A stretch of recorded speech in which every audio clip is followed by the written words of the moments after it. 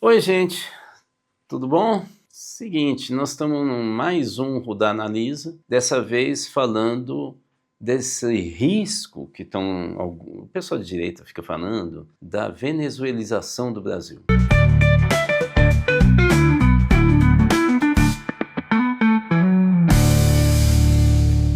Mas antes eu queria dizer para vocês que a gente já está com 500 mil inscritos, nós queremos chegar a 2 milhões. Talvez, se você se inscrever, chamar mais uns 2, a gente já chega aos 2 milhões. Vocês veem que matemática não é meu forte, né? Mas o fato é que se inscreva nos nossos canais, no YouTube, no Instagram, no Spotify. Clica no sininho para receber as notificações. Aproveita e manda o link desse videocast, dos outros que a gente está fazendo, para toda a sua comunidade, para a gente aumentar o número de pessoas comentando, discutindo e enviando questões que depois a gente responde no Fala Rudá. Tá bom? Combinado? Então vamos lá. Gente, quando os caras... Você já deve ter ouvido falar assim, vai para Cuba. O que o cara quer dizer quando vai para Cuba?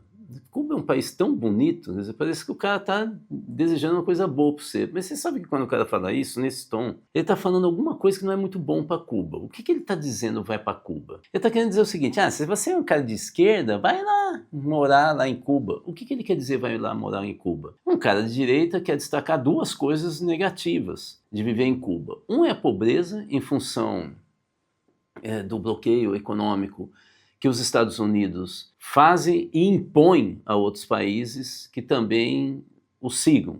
Ou então eles também sofrem punições. Por causa disso, uma ilha que produz poucos manufaturados, isso já é clássico, acaba tendo dificuldades para poder ter, por exemplo, geladeiras de última geração, computadores, ter carros. Então aí você vê nas ruas aqueles carros da década de 1950, 60, que já foi recauchutado umas 300 vezes. É isso que eles estão querendo dizer. E eles estão querendo dizer também que é um país governado por mão de ferro, por comunistas, que se mantém no poder a partir da mesma linhagem que teria iniciado com a decisão dos irmãos Castro, Fidel, que já faleceu, Raul, e que mesmo que hoje eles não estejam governando, quem governa estaria vinculado à mesma ideia, ao mesmo grupo político. Eles não falam muito que tem muita participação nos bairros, que tem eleição nos bairros e que realmente na estrutura superior do processo decisório vai afunilando,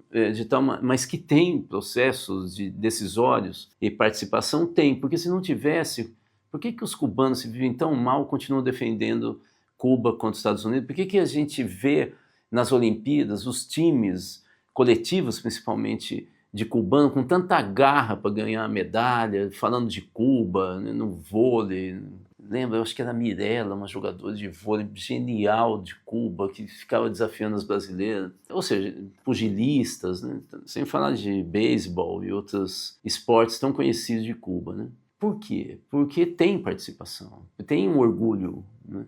E teve ascensão social. Mas o cara que fala vai para Cuba, ele está querendo falar dessas duas mazelas. A venezuelização, que o pessoal de direita vem falando, o Brasil vai se tornar uma Venezuela. Mais do que isso, uma venezuelização significa um processo similar ao de Cuba. Em primeiro lugar, ele está indiretamente dizendo que desde que o Chávez, que já morreu, o antecessor do Maduro, que é o atual dirigente da Venezuela, desde que ele assume o poder, ele assume dentro de uma concepção mais de esquerda, que a direita chama de populista. Eles sempre chamam de populista quando um governante desenvolve políticas que melhoram a vida dos mais pobres e para eles significa um gasto do Estado que se impõe sobre os empresários de tal maneira que ele gera inflação e cria dificuldades para o desenvolvimento do país. Isso que para eles é populismo. Mas o fato é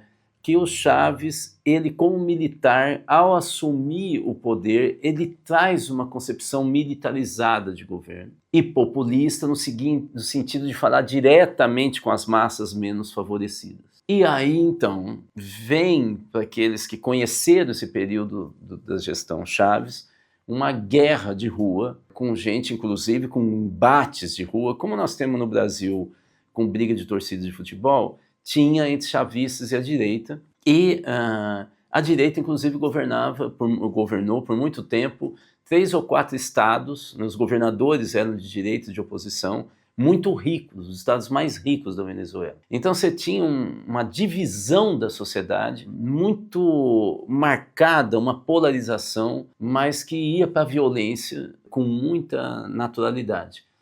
A sorte do chavismo é que a oposição, segundo eles, e eles têm razão nisso, sempre foi muito ruim, inclusive uma oposição corrupta, como é o caso do Guaidó, né, que, bom, não precisa nem dizer, basta você colocar esse nome, colocar Venezuela, e aí num sistema de busca na internet você vai ver o que é a história desse cara. E aí eles, a partir da origem do conceito da venezuelização, eles então eles trazem essa história para o governo Maduro, que seria um governo ainda mais despreparado do que o seu líder, né, que era o Chávez e o chavismo, uma pessoa mais desqualificada, mais populista, mais autoritária, que muda a Constituição, que muda e que se reelege sucessivamente e altera o judiciário, manipula, tal. Tudo isso para a direita é venezuelização. Acontece que tem uma segunda acusação ou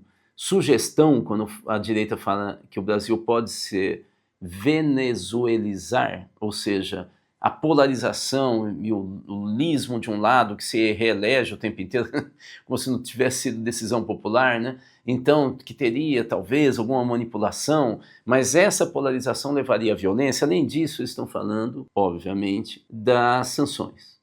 Ou seja, além da sanção de Cuba, nós vamos ter uma sequência de sanções mais recentes, né, que os Estados Unidos vêm impondo à Venezuela e bloqueios desde 2014, como é o caso da Lei de Defesa dos Direitos Humanos da Venezuela, que previa a aplicação de sanção contra os venezuelanos. Em 2015, inclusive, o Barack Obama assina uma ordem executiva declarando que a Venezuela seria uma ameaça à segurança interna dos Estados Unidos. Então, quando a gente está falando sobre isso, né, sobre venezuelização, como uma ameaça que, de tempos em tempos, a direita e a extrema-direita fala que o Brasil estaria à beira desse caos, né? Eles estão tentando falar sobre isso. Então, mais recentemente, nós tivemos o governo Trump, com aquelas esquisitices dele além do cabelo, falando de que o governo do Maduro seria um governo altamente perigoso porque ele estaria relacionado com o tráfico de drogas e, por causa disso, eles dão um prêmio. Você lembra aqueles cartazes do Faroeste, procurado, tal? Eles estão dando um prêmio de 50 milhões para dizer o que está acontecendo, meio que para perseguir o Maduro. Quer dizer, é uma coisa completamente do Faroeste. Mas o que não se fala claramente, no caso dos Estados Unidos, é que a Venezuela vendeu com o Chávez muito do seu petróleo, que é uma potência petrolífera, vendeu muito do seu petróleo para os Estados Unidos, inclusive no primeiro governo Trump. Então, vocês sabem que os Estados Unidos estão secos, principalmente no governo Trump, eles estão muito secos por essas matérias-primas, nesse momento, mais especificamente as terras raras, né?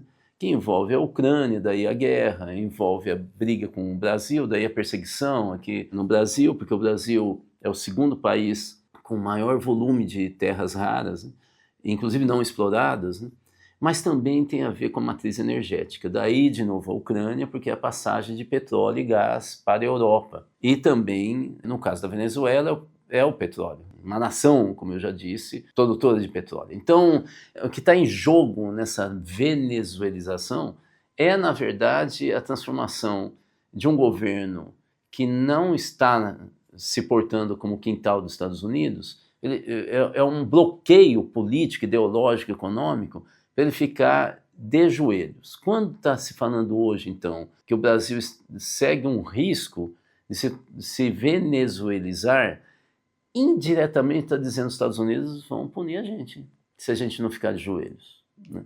Entenderam, então, o que é esse conceito, né?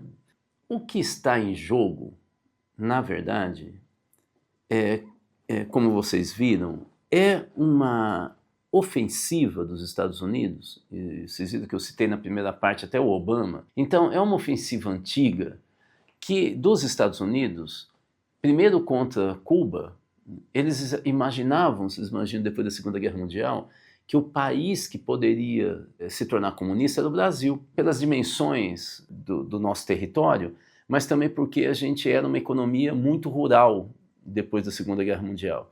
Os Estados Unidos vão desenvolver uma série de programas, como Ponto 4, Aliança para o Progresso, não era só para o Brasil, mas eles, a partir desses programas, eles injetam dinheiro nos anos 50 e 60 no Brasil para a industrialização, mas também, lembrando que na Segunda Guerra Mundial o Getúlio Vargas quase nos colocou no eixo, né, junto com a Alemanha, a Itália e o Japão. Os Estados Unidos acabaram oferecendo mais, inclusive dinheiro para financiar as siderúrgicas, né, a Siderúrgica Nacional, e aí o Getúlio foi... Por isso que nós entramos muito tarde na guerra, atacando a Itália, quando a Itália que não tinha mais exército nenhum, né? Se você acompanhar um pouco a história do Mussolini com Hitler, você vai ver que o Hitler queria que a Itália entrasse na guerra, mas eles não tinham exército, eles não tinham equipamento, não tinha nem combustível para tanque, né, naquele período. Tem uma biografia muito interessante, romanceada, sobre o Mussolini, que vale a pena você ler para você saber como que a Itália, a gente entra na Itália, atacando a Itália com a Força Expedicionária Brasileira, mas já não tinha tanto poderio italiano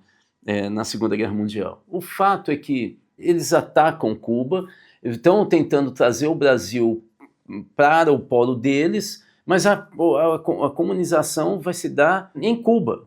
Pega os Estados Unidos no contrapé. E aí, primeiro, é um avanço ideológico, mas com a Venezuela, eles acabam tendo mais um argumento que é econômico, né? Que é a grande intenção dos Estados Unidos. E, obviamente, que tem que pressionar o Brasil, porque senão a gente vai ter um efeito dominó, ou seja, outros países vão se afastando dessa intenção econômica e política do Trump, dos Estados Unidos, que já é, inclusive, antiga. Ele só exacerbou. Bom, então... O que é que está, de fato, por trás dessa intenção do Trump? O que ele mudou em relação ao Obama ou o Biden? Porque também foram intervencionistas, ou outros governos, como dos Estados Unidos antes, né, dos mais contemporâneos do século XXI. É que o Trump quer acabar com o multilateralismo. O multilateralismo é uma concepção de relação diplomática, econômica, baseada em acordos das várias nações, em que você se preocupa com o planeta, tendo uma pluralidade de interesses nacionais, alguns regionais, como é o caso da União Europeia, Mercosul, que acabam se constituindo num grande núcleo mundial que procura, através do acordo, estabelecer a paz e o equilíbrio e evitar a guerra, a Terceira Guerra Mundial, no planeta. A ONU, o Banco Mundial, são organismos clássicos dessa política multilateral. O que o Trump vem forçando com as tarifas, mas não só? Ele vem forçando o retorno às relações bilaterais.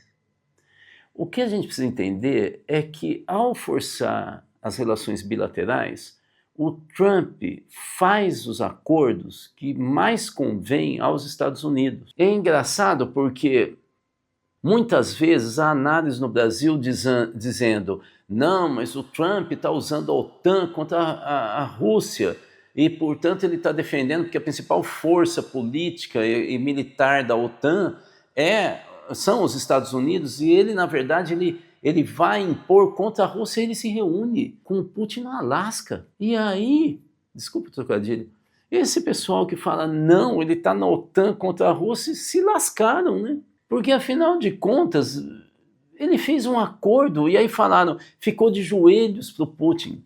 Não ficou de joelho, não. O que o Trump fez lá no encontro do Alasca, e ele está fazendo, é rachar a Ucrânia ao meio, com um comando de parte do território leste da Ucrânia, um comando russo, como foi a divisão da Alemanha depois da Segunda Guerra Mundial, e a parte oeste ficar sob comando dos Estados Unidos, e não necessariamente da OTAN. Por isso que o acordo do Putin, ele em determinado momento fala: olha, eu não aceito que a segurança da Ucrânia no final da guerra seja dada pelos europeus, mas eu aceito os Estados Unidos. Mas que discurso esquisito é esse? Não é esquisito. A ideia aqui é um acordo entre os dois países, é um acordo bilateral para comandar toda a exploração dos minérios, do gás, do petróleo da Ucrânia. Um país riquíssimo, gigantesco em termos de dimensão territorial. Então, a discussão aqui do Trump é uma discussão feita com um acordo que não é ideológico, é econômico, de comando da Ucrânia, porque com isso esses dois países comandam grande parte da economia da Europa. Vocês entenderam? O acordo é bilateral. Não interessa se vem a Europa ou não. A Europa sabe que ela está dançando no caso da Ucrânia. É a mesma coisa na guerra de Israel com a Gaza, que não é só Gaza, você sabe disso. Foi por isso que também começa um conflito com o Irã. O Irã é próximo da Rússia. Você se lembra que o Trump até pouco tempo falou assim: olha, os países que começar a comprar petróleo da Rússia também vão ser taxados. E logo em seguida ele faz acordo no Alasca. Vocês entenderam que o Trump está voltando à concepção dos acordos bilaterais para que ele possa ter acordos territoriais que consigam trazer de novo para os Estados Unidos o comando do planeta, econômico, militar e político. E ele faz acordo com Deus e o diabo para acontecer isso. Não vinham com uma leitura ideológica. É isso que é o problema da família Bolsonaro, que eles não entendem. Nada que não seja guerra contra o inimigo, fantasiado. O Trump não tem exatamente isso na cabeça. Claro que ele tem. Ele não é uma pessoa de esquerda. Mas os interesses são outros e a concepção diplomática é outra. É mais realista e ela é mais de comando territorial. Tudo isso vai muito bem. Eu poderia aqui falar daquela história do Garrincha, desde que combine com os russos, mas acontece que eles combinaram com os russos. Falta combinar com quem? A China. Aqui talvez valha a pena a gente ter então uma digressão um pouquinho melhor sobre a China, nessa brincadeira dos acordos bilaterais. Veja, se não é multilateralismo que interessa ao Trump e ao jogo que nós estamos vendo junto com a Rússia, evidentemente não são os BRICS que comandam essa brincadeira e nem eles vão ser ouvidos e vão entrar nessa festa. Quem comanda os BRICS chama China. Por quê? Nos BRICS está a Rússia, mas a Rússia já está fazendo acordo com o Trump e não passa pelos BRICS. Você também tem a Índia, que vem tentando fazer acordos, inclusive com o Brasil e outros, né? Então, o que eu queria dizer claramente para vocês é que a China parece uma incógnita nesse jogo, e é por isso que, inclusive, o Trump ele está postergando cada vez mais o acordo com a China, porque não está ainda claro onde que a China vai entrar. E mais do que isso, se o Trump conseguir montar acordos bilaterais que são estratégicos, como esse com a Rússia, o mais rápido possível, ele diminui os espaços de intervenção e negociação com a China. Ela vai estar mais isolada.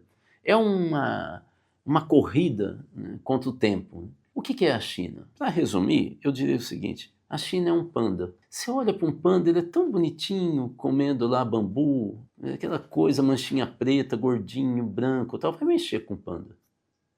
Não sei se você já viu. O panda estraçalha. É um urso fortíssimo, como qualquer outro urso, e ele é muito agressivo. Ele não é bonzinho. A China é isso. Você quer saber direito o que é a China, para a gente não ficar aqui falando sobre a história toda? Leia esse livro aí sobre a última imperatriz. Esse que está agora a capa dele aí. Essa é a Cixi. É uma imperatriz que começa o poder dela, ela é a concubina do imperador que morre, e a China passa a ser, a partir daí, governada por um conselho, porque o príncipe, que vai ser o imperador, ele era criança quando o pai morre, e aí assiste, meio que destrói todo esse conselho, e ela vira imperatriz, e ela que vai fazer a passagem da China super xenófoba para o acordo com o Ocidente. Uma mulher fantástica, perigosíssima, interessante, e ela traduz o que é a cultura política e de relações internacionais da China. Uma vez eu estava conversando com uma comissão, numa reunião chinesa, e eu estava falando do crescimento deles, como era impressionante. Vocês sabendo o que são os chineses na política, um deles vira para mim e fala: eu não sei porque você está tão impressionado, a China sempre mandou no mundo todo. Só nos últimos 200 anos que nós mandamos, e agora nós vamos voltar a mandar. Humildes, né? O fato é que a China, ela se articula. Por exemplo, há pouco tempo, vazava em todos os comentários de relações internacionais que a China estava aguardando o fim da guerra e ela já tinha mandado emissários, inclusive para o Zelensky, e para a Rússia, mas principalmente Zelensky, porque ela se interessava em reconstruir a Ucrânia como o Plano Marshall reconstruiu o Japão depois da Segunda Guerra Mundial. Vocês entenderam a inteligência diplomática, política e econômica do avanço do poderio chinês? A China, há estudos dizendo que em 5 anos ela supera a riqueza e a potência dos Estados Unidos. Outros dizem 10, mas a maioria fala em 5 anos. Essa é a corrida dos Estados Unidos com a China. E aí, para finalizar, entra o Lula. O que o Lula fala? Ele faz afagos multilaterais, defende o multilateralismo, coloca uma brasileira na presidência dos BRICS, mas ele sabe que o comando mesmo, nesse momento, passa pela China. O poder dos BRICS é o da China. E a China está à espreita, tentando ver como é que o mapa se reconstrói.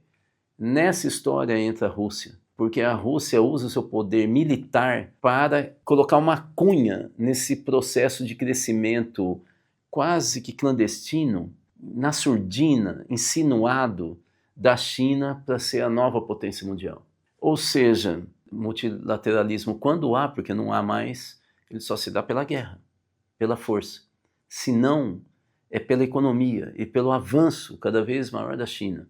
O Lula defende o multilateralismo porque é o que pode sobrar como algum espaço de poder de negociação no tabuleiro internacional para o Brasil.